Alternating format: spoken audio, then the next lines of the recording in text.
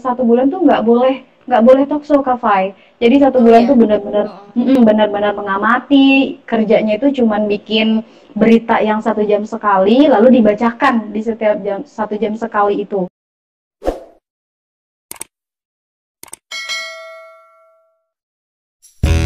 Komunitas Voice Over Announcer. Indonesia. Jadi satu Oh bulan tuh ya. benar-benar Heeh. benar-benar mengamati, kerjanya itu cuman bikin berita yang 1 jam sekali, lalu dibacakan di setiap jam 1 jam sekali itu. Tidak boleh talk show, tidak boleh siaran itu 1 bulan. Tapi di bulan ketiga, ketika dikasih kesempatan, langsung lah talk show. Berhadapan dengan orang yang gitu kan, langsung rusak semua yang ada di otak. Dan itu Itu live. pernah live, radio kan live. Iya, radio kan nggak tapping kan. Makanya ada juga sih talkshow yang di tapping dulu. Nah, kalau itu enak Kak Heeh. Fai, kalau di tapping. Bisa ini apa namanya? Bisa diedit dulu kan sama tim kita Iya, di itu nggak masalah ya. produksi. Kalau live ya kan pendengar juga dengerin ini ngomong apa sih si Hana gitu kan, dokternya nanya apa kok jawabnya apa. Oh, Bunda Putri nanya dokternya siapa waktu itu. Mau Nggak, diapain yang nanti mau lu dicari? mau dicari nih orangnya nih yang gagal fokus. Ya, kayak Itu gitu. keren banget ya pengalamannya Kak Hana tuh. Jadi walaupun istilah itu kayak digembleng banget gitu ya, Benar. tapi nggak merasa kayak apa ya, kayak No. menyesalnya udah terjun di dunia ini, enggak kan. Terus soalnya tuh gini Mm-mm. kan, di Mm-mm. masyarakat tuh kebanyakan tuh ngomong, ih jangan kerja di media deh, yang namanya perempuan capek gitu, Betul. kerjanya tuh Mm-mm. jadi guru aja kayak gitu. Nah, Itu yang aman-aman aja deh, yang gitu aman-aman kan. aja. Itu emang ngerasa kayak gitu nggak sih? Emang apakah memang sebegitu besarnya tantangannya buat perempuan dibandingin buat laki-laki? Atau Kak Hana tuh Mhm. ngelihat kok sebenarnya tuh yang lebih profesional tuh justru perempuan gitu daripada laki-laki di bidang tertentu ya tentunya. Mhm. Iya, benar banget. Itu balik lagi ke pilihan si Kak Fai. Biasanya wanita-wanita yang tangguh itu wanita-wanita yang selalu mencari tantangan. Jadi kalau Yes. misalnya wanita-wanita yang mencari tantangan, dia adalah wanita tangguh. Cari yang kayak gitu ya. Aku suka menantang. Wow, Bukannya menantang tangguh lagi. tapi karena nekat. Menantang. Itu memang awalnya seperti itu. Kenapa? Manfaatnya banyak sih sebenarnya ketika kita para wanita ini suka tantangan, ketika kita berhadapan dengan orang-orang yang nakal dalam tanda kutip, ketika kita sudah terbiasa hidup keras di lingkungan yang keras, mereka nggak berani macam-macam. Itu plusnya satu. Yang kedua, pasti itu adalah pengalaman yang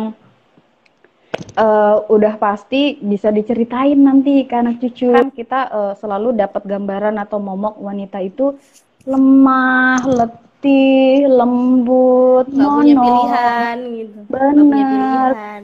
Kalau dibilang sama orang tuanya ini harus ini, nurut. Ya, kalau nggak nurut nanti kamu nggak jadi apa-apa gitu kan. Iya. Alhamdulillahnya sih nggak terkungkung di situasi yang seperti itu. Jadi orang tua juga dukung. Sebenarnya sih awalnya nggak dukung karena memang background keluarga tuh nggak ada yang di broadcasting Kak Pai. Mm-mm.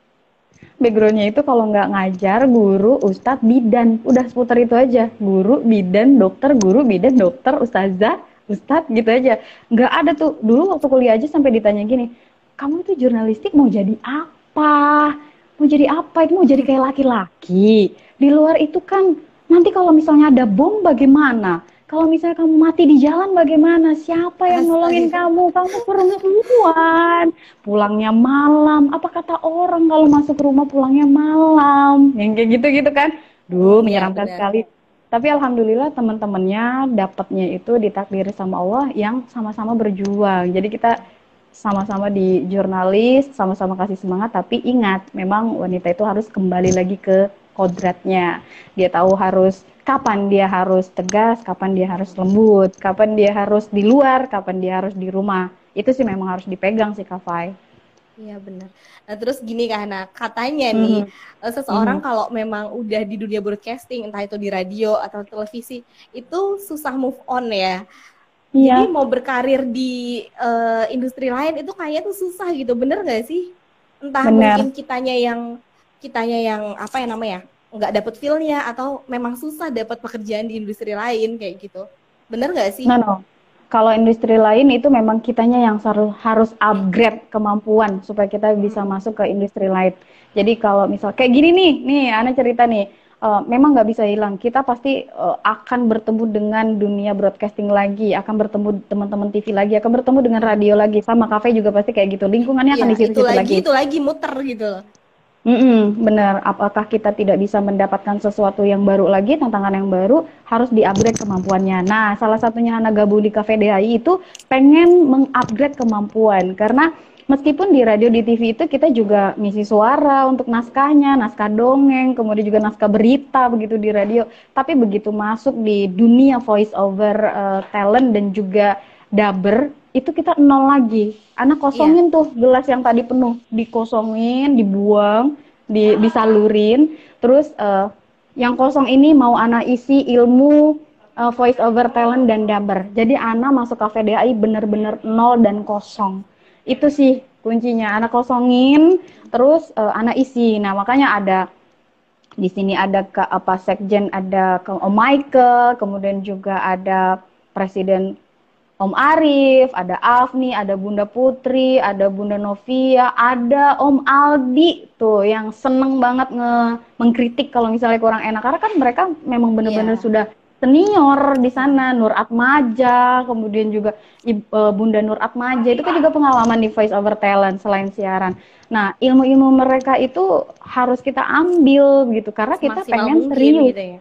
Bener. Nah, jadi kalau misalnya tadi Kak Fai pertanyaannya, bener nggak sih kita nggak bisa move on dari dunia yang sudah kita lalui? Kak Fai kan juga radio dan TV juga kan, tapi kita pengen ke sana lagi karena kayaknya mencoba hal yang baru ini agak sulit deh. No, nggak ada yang sulit. Yang ada itu adalah proses. Nikmati dulu prosesnya, jangan mau enak-enaknya aja. Sama kayak makan nasi goreng, kalau kita banyak duit bisa beli sama abangnya. Tapi kalau misalnya ada di rumah, ya kita harus beli sayurnya dulu, harus masak nasinya dulu, baru diolah lagi jadi nasi goreng. Profesi yang baru nggak ada yang sulit, nggak ada yang nggak bisa.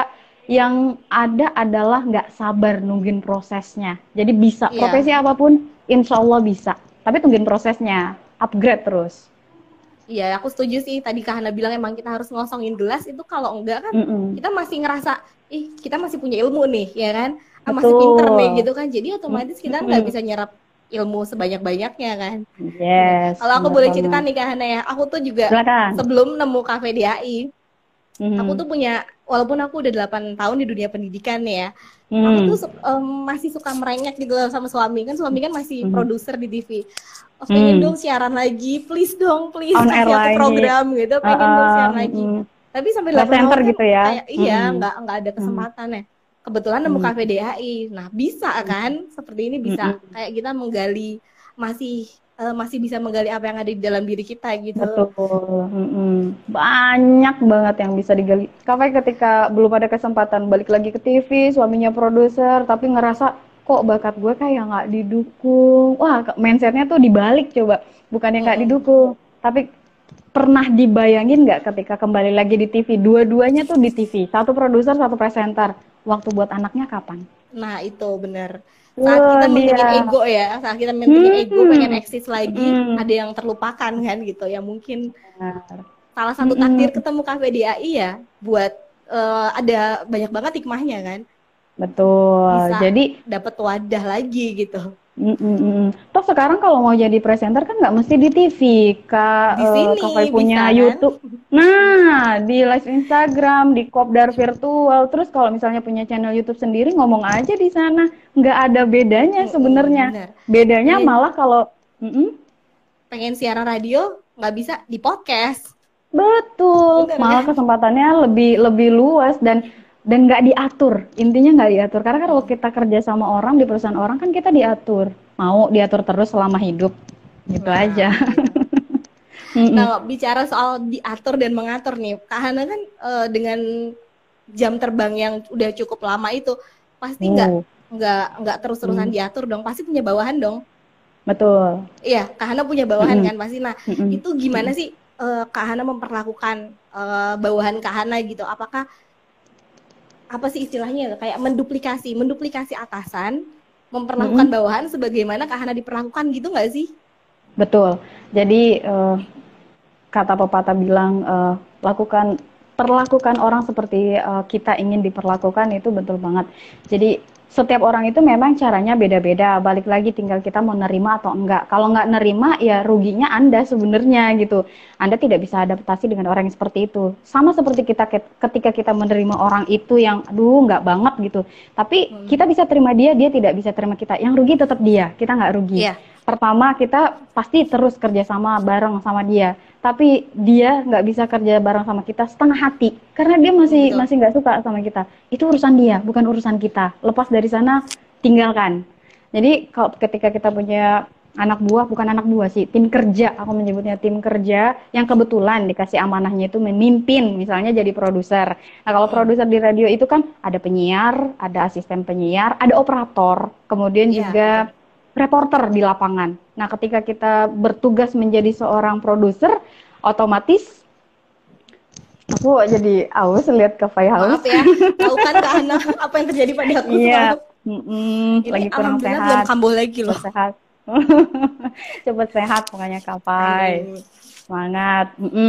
Jadi kita harus menghandle itu ketika menjadi produser kan. Ada penyiar yang mungkin ngeyel. Ini enak nih satu cerita nih. Anak ketika bertugas menjadi produser, waktu di radio itu penyiarnya ngeyel.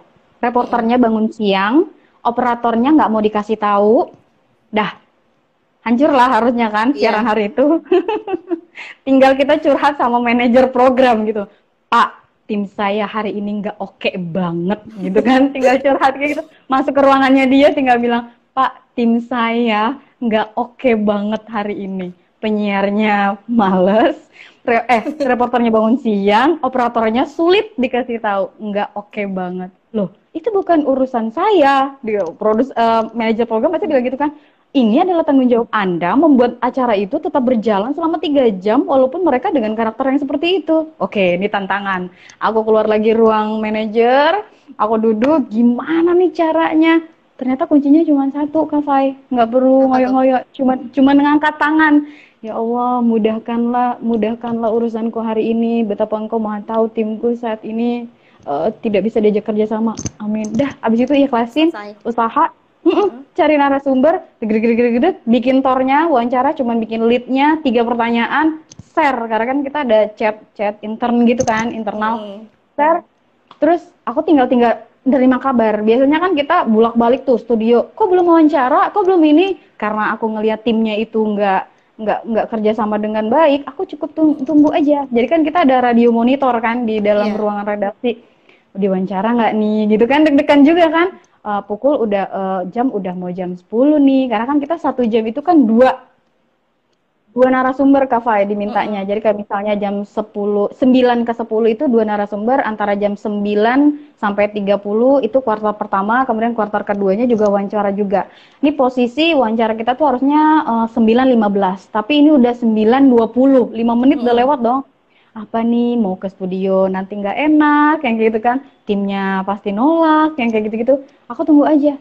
Pas udah naik, ya kita akan berbincang, dibaca leadnya gitu kan, kita akan berbincang dengan Wali Kota Bekasi, alhamdulillah, ya udah, cuman bisa kayak gitu aja. Jadi ketika kita punya teman-teman teamwork yang nggak bisa diajak kerja sama, kuncinya cuma satu, ngangkat tangan. Tawakal, udah kelar. Kadang tuh kita mengedepankan emosi dan panik ya, jadi semuanya tuh hancur semua gitu, itu yang suka kita lupa. Biasanya itu orang yang sangat perfeksionis, Kak Fai, yang kayak gitu tuh orang yang perfeksionis, yang pengen semuanya itu bagus, tanpa kita sadari pengen semuanya itu bagus, bukan pengennya tim, pengennya kita. Pengennya itu kita yang sendiri gitu. Kita nggak lihat keadaan tim tuh gimana gitu. Kak Hana, suatu saat nih misalnya ada kesempatan lagi, kita di TV atau di radio, dan dengan posisi yang lebih tinggi dari yang pernah Kak Hana tinggalkan terakhir, itu gimana? Kak Hana kira-kira bakal menerima atau enggak? Kalau dijawabnya sekarang pasti jawabnya enggak. Kenapa? Karena saya pengen seperti Pak Sekjen, punya radio sendiri. Wah, cakep. Wah, benar. Ya, kalau istilahnya kalau punya radio sendiri berarti kan kita masih harus belajar lagi kan, belajar banyak tapi bukan dengan menjadi bawahan gitu nggak sih? Yes, Posisi tinggi itu kan cuman di kelihatannya aja ketika kita berada di perusahaan. Tapi ketika kita dimarahin sama bos, tetap aja kita jadi bawahan. Karena dia Iya bener. Di atasnya atasan, ada lagi atasan yang Atasan punya lagi, ada perusahaan. lagi. Tetap seperti itu. Kalau udah kayak Pak Sekjen, oh kita udah segala-galanya. Itu Sungkem, dia sungkem. contohnya ada di Cafe DAI. Di Cafe DA ini banyak banget loh orang-orang yang keren, berprestasi, Betul. tapi itu humble banget gitu loh, nggak mau menunjukkan Nggak pelit ilmu. Iya. Pada ngumpet-ngumpet, pada tutup pada mata. ngumpet ya, malah pada malu loh, pada malu dengan apa yang sudah dimiliki lah. Gimana aku maksudnya. Jadi ya. Mudah-mudahan segera terrealisasi ya Kak Hana ya. Amin. Aku juga pengen banget loh. Aku tuh dulu dari kecil tuh mikir, ini aku cerita lagi nih. Entah kenapa dulu aku tuh pas remaja suka baca novel. Kalau Kak Hana tahu namanya judulnya Olga. Nah aku tuh terinspirasi jadi penyiar radio tuh dari situ. Nah pertama kali aku menginjakan kaki di radio itu langsung aku pikiran, aku pengen punya radio nih, aku pengen punya kayak gini di rumah. Mimpi dulu. Kalau om aku bilang, iya om aku bilang mimpi itu gratis. Mimpi aja banyak orang yang nggak mau, itu gratis loh, nggak bayar, nggak ngeluarin duit, kita cuman diem gitu. Aduh, aku mau bikin radio ya. Itu mimpi, itu gratis. Banyak orang yang nggak berani. Lu hari gini mimpi. Nah, cuman memang akan menjadi realistis ketika kita bertahap untuk berusaha mewujudkan. Mungkin kumpulin uangnya, kumpulin kemampuannya, SDM-nya, ilmunya, bagaimana memanage suatu perusahaan, suatu radio, itu memang berproses. Nah, yang kayak gitu kan nggak perlu kita ceritain, Kak Faya. Yang kayak gitu nggak perlu kita ceritain, itu kita simpen aja, suka-sukanya berjuangnya simpen. Kalau kata Pak Sekjen kemarin kayak gitu, orang nggak perlu tahu prosesnya, tahu-tahu boom. Iya, tahu-tahu, wah udah jadi istana. Nah, kalau mimpi, Kak Hana ngerasa nggak sih dari pertama kali lulus sebagai fresh graduate sampai menjadi orang yang berpengalaman di dunia broadcasting, itu ada perubahan karakter nggak sih? Ada banget. Aku mengalami gangguan. Minum dulu. Nah, sambil nungguin Kak Fai, Ana sapa-sapa dulu nih, ada Kak Cut. Olga gadis sepatu roda, bener itu idolanya Kak Fai. Daftar jadi penyiar ntar Kak Hana, amin ya Allah, anak-anak Cafe DAI. Cafe DAI mau bikin radio online loh, harus siap loh jadi penyiarnya. Maaf dengar. sebentar. Nggak apa-apa Kak Fai, ini ada yang udah daftar. Minum dulu. Udah daftar apa Kak Hana? Retno RJ. Katanya mau daftar jadi penyiar. Cafe DAI kita mau ada radio, didoain, tapi radio online. Nah, siap-siap kalian jadi penyiarnya. Streaming. Mudah-mudahan segera terrealisasi ya. Amin. Ya rabbal alamin. Pertanyaan aku apa ya tadi gini. Dari sejak menjadi seorang fresh graduate sampai jadi orang yang digembleng di dunia pertelevisian dan radio, itu karena benar-benar mengalami perubahan karakter apa enggak? Misalnya contohnya nih, aku tuh dulu anak yang susah banget bergaul Kak. Pas SMA, aku tuh nggak tahu cara senyum sama orang yang baru aku kenal. Nggak bisa memulai omongan sama orang yang baru aku kenal. Jadi pas pertama kali aku interview radio tuh, aku tuh duduk gini. Nggak mau ngomong, nggak mau tengok kiri kanan, aku pura-pura baca majalah.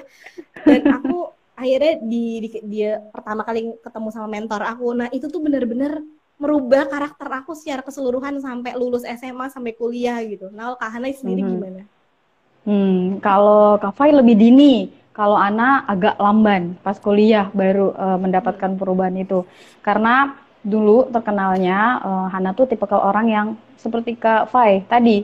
Jadi kalau jalan di perumahan tuh nunduk, orang kanan kiri ibu-ibu bapak-bapak nggak mau ditegur, jadi kayak nyari duit hilang, nunduk gitu, jalan dari ujung gang sampai ujung gang nunduk. Terus tiba-tiba jadi bawel kayak gini, ya itu tadi cita-citanya pengen jadi penyiar, dengan penyiar radio, kuliah komunikasi jurnalistik, pas kuliah di situ harus ngomong, sekali lagi harus ngomong belibet sampai sekarang juga masih belibet nih Kak Fai, tapi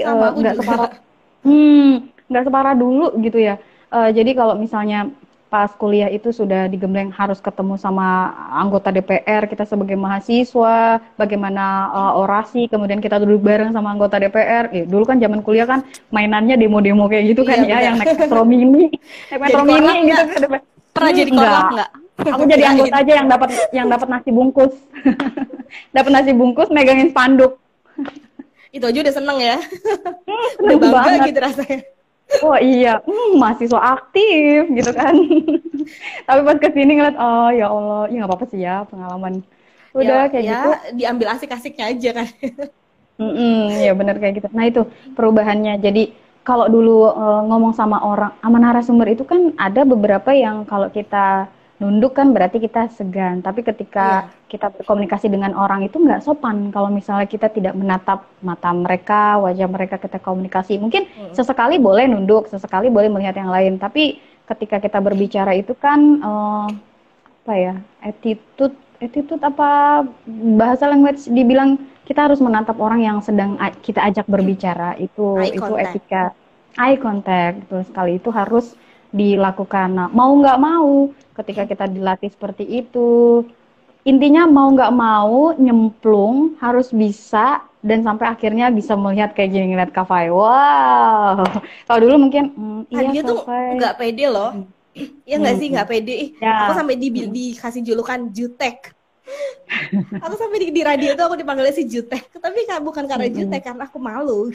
Betul. Nah itu tadi kita harus bisa ketika teamwork bertemu dengan orang-orang yang berbeda itu nggak selalu apa yang ada di pikiran kita itu sesuai dengan kenyataan. Minum dulu nggak apa-apa. Ada Kak Jenny, Laisar, Kak Erma. Aku sapa-sapa dulu. Jangan lupa ya. Sorry Kak Hana ya. Nggak apa-apa. Aduh, aku udah 4 hari batuk bengek begini. Semangat.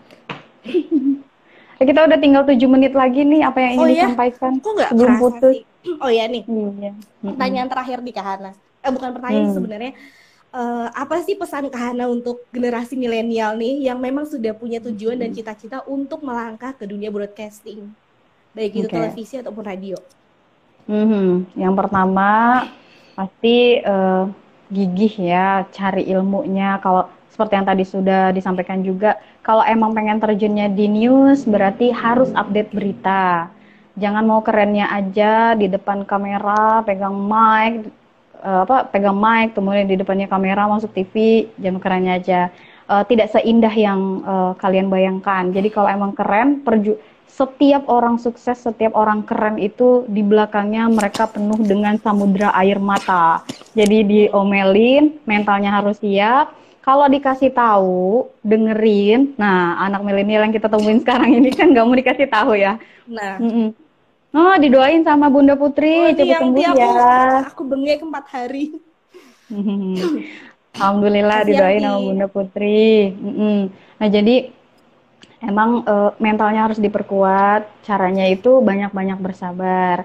Nanti ada masanya kalian itu seperti orang yang tegur-tegur gitu, atau pimpinan kalian, ada masanya, ikutin aja prosesnya. Kalau sekarang masih jadi anak baru, masih fresh graduate, dengerin aja, nggak ada salahnya. Karena kita orang-orang yang bukan tua ya, maksudnya mungkin lebih dulu, ketika dapet anak muda yang kalau dikasih tahu tuh langsung bilang, iya udah tahu, padahal nggak tahu, itu ada nilai negatif di sana. Iya, berarti kamu nggak bisa bekerja sama dan nggak mau dengerin dan tidak bisa masuk ilmu baru yang akan disampaikan. Di situ sudah negatif, maka kesempatan Anda untuk mendapatkan ilmu baru akan hilang. Jadi intinya ketika dikasih tahu, dengerin aja, cuma bilang iya, lalu dicerna di belakang. Misalnya duduk di tempat ngopi, dengerin dulu. Oh iya, bener nggak ya? Jadi dicerna, bener nggak ya apa yang kata dia tadi, apakah saya salah? Dicerna aja dulu. Memang harus diperbaiki. Kalau misalnya ternyata kayaknya enggak deh, kerjanya udah bener gitu, kayaknya dia nggak suka sama saya, udah itu cukup dikonsumsi. Anak milenial cukup dikonsumsi, karena kita jadi tahu di situ pun ada ilmu. Oh berarti orang yang nggak suka itu kayak gini ya gitu. Gue udah kerja bener, ternyata dia kayak gitu ya sama gue gitu ya. Itu udah sampai di situ aja, nggak perlu gini, gue tuh kerjanya benar, walaupun gue anak baru. Terus sekarang tahu sendiri kan Kak ya, anak-anak milenial masih gitu. Gue tuh kerjanya udah benar, gue tahu lo tuh senior. Bener. Mau ngomong apa sih? Ya bener. Dek, kakak lagi nasihatin gitu. Dek, kamu kalau ngomong sama orang tua kayak gimana? Apalagi sama pimpinan kamu, gitu kan? Ya jadi dengerin aja dulu, dicerna. Jadiin ilmu. Kalau misalnya ternyata kamu udah evaluasi, ternyata kerja aku bener kok, cuman aku emang disalahin. Udah, kamu cukup tahu bahwa itu adalah pimpinan yang kurang baik. Dah, jadi ilmu buat kamu. Besok ketika kamu menjadi pemimpin, kamu nggak boleh kayak gitu. Kamu lakukan seperti yang apa kamu lakukan. Dah, kayak gitu. Pertama dengerin apa kata orang. Jawab aja, iya. Nggak ada yang salah kan? Cuma 3 huruf. Iya, cuman berat gitu kan ngelakuinnya. Iya, saya perbaiki. Gampang loh sebenarnya. Cuman melapangkan dada itu yang susah memang. Untuk mengucapkan itu susah. Padahal manfaatnya buat kita. Pertama kita nggak stres. Ya kan? Karena kita mikirin terus tuh. Ih, kok dia nyebelin banget. Itu aja udah jadi penyakit buat kita. Penyakit hati sama dia. Padahal ketika kita oh iya berarti dia nggak baik. Jadi ilmu, hati tenang, nggak ada masalah. Besok bisa kerja bareng. Enak deh pokoknya. Jadi bekalnya pertama mental siapin. Kalau emang pengen terjunnya di news, mau di TV ataupun di radio, banyak-banyak update berita. Mau kejadian peristiwa ataupun tentang pilkada. Sekarang kan lagi pilkada ya, Kak Fa ya. Iya, betul. Terus, hari ini juga Hari Guru. Lupa gue ucapin tuh. Selamat Hari Guru. Sampai juga Hari Guru. Ya udah mau ucapin ke siapa aja nih hari ini? Teman-teman, pokoknya semua guru, dia mau guru mentor, voice over talent, ataupun daber, ataupun orang tua kita juga guru kan, guru buat kita, betul. Guru yang utama buat kita. Benar, sama orang tua itu paling penting. Nah, itulah intinya, siapin ilmu atau wawasan, kemudian mental siapin, kalau dikasih tahu sama pimpinan, iyain aja dulu, jadiin ilmu supaya langkah kamu ke depannya bagus. Kenapa? Ketika kamu nurut, ketika kamu evaluasi, kamu jadi buat lagi yang terbaik, pimpinan akan melihat positif, maka ketika ada promosi jabatan ataupun promosi liputan yang mungkin udah jadi impian kamu nih, kamu pengen banget liputan traveling ataupun wawancara pejabat tinggi seperti wali kota atau menteri atau presiden mungkin sekaligus, karena attitude kamu dari awal sudah baik, kesempatan itu menjadi milik kamu. Itu pasti. Oke, terima kasih banyak Kak Hana sharingnya. Sama-sama, ilmunya berharga banget loh, bermanfaat banget buat aku. Semoga dan juga mudah-mudahan buat semua yang nonton kita ya. Amin. Selamat melanjutkan aktivitas Kak Hana. Kita closing ya. Sampai jumpa di lain kesempatan. Bye-bye. Assalamualaikum. Waalaikumsalam. Komunitas Voice Over Announcer Indonesia.